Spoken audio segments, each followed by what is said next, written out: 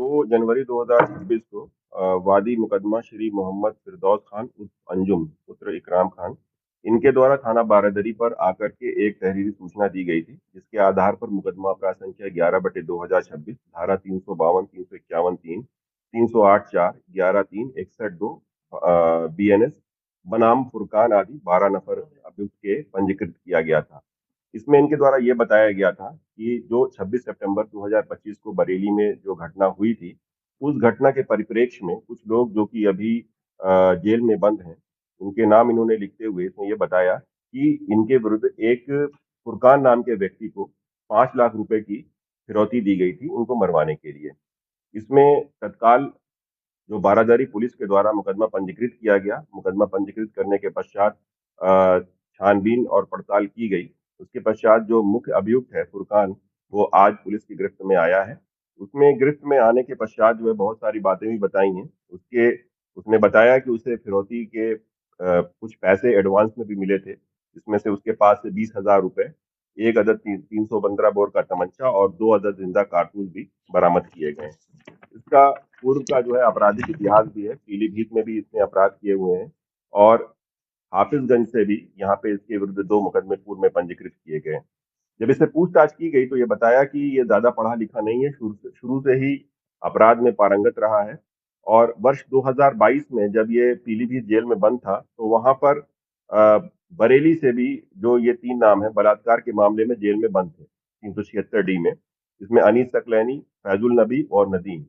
इनकी मुलाकात जो है फुरकान से वहीं पर हुई थी और इनकी आपस में दोस्ती भी हो गई थी।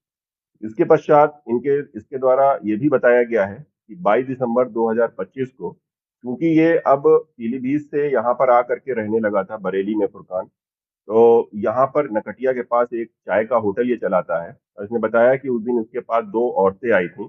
एक का नाम उसने यास्मीन बताया। यास्मीन जो है, जो कि अनीस सकलैनी की पत्नी है वो, और उनके साथ एक अन्य महिला भी आई हुई थी।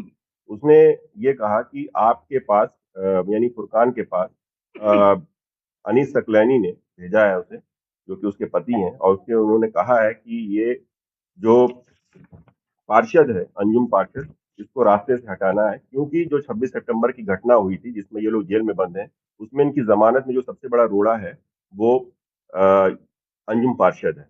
तो इसे हटाना है और उसको ये भी आभास था कि शायद अंजुम पार्षद ने जो है पुलिस से मिल करके जो है बहुत सारी चीजें जो है पुलिस को बताई हैं, उनके विरुद्ध जो भी चीजें हैं। तो इस संबंध में उनके द्वारा जो है उसको पैसे की लालच भी दी गई और साथ ही साथ जो है एक झोले में रख करके कुछ वीपन्स भी उसको दिए गए, जिसको पुलिस ने आज बरामद किया है।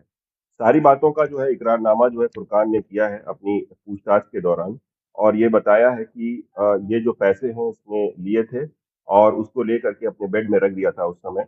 और आज जब वो पकड़ा गया है तो वो पैसे 20,000 रुपए प्लस वो 315 बोर का तमंचा और 2 कारतूस के साथ आज उसे पकड़ा गया है और पुलिस की गिरफ्त में आज उसे हम लोग जेल भेज रहे हैं। पुलिस पूछताछ में क्या निकल के आया, कहाँ ये षड्यंत्र पूरा रचा गया, और जिस तरीके से देखा जाए अरविंद सकलैनी आईएमसी से जुड़ा हुआ है, मौलाना फकीर से जुड़ा हुआ है, तो ये पूरा षड्यंत्र कहाँ रचा गया? देखिए, चूंकि अनीस सकलैनी की वाइफ जो है वो उसे जेल से मिलवाई के लिए जाती थी, तो ये पूरा जो षड्यंत्र है वो जेल में ही रचा गया है और जेल से ही रच करके उसकी योजना वहां बनाई गई और अपनी पत्नी के माध्यम से उसको उसको चरितार्थ करने का प्रयास किया गया।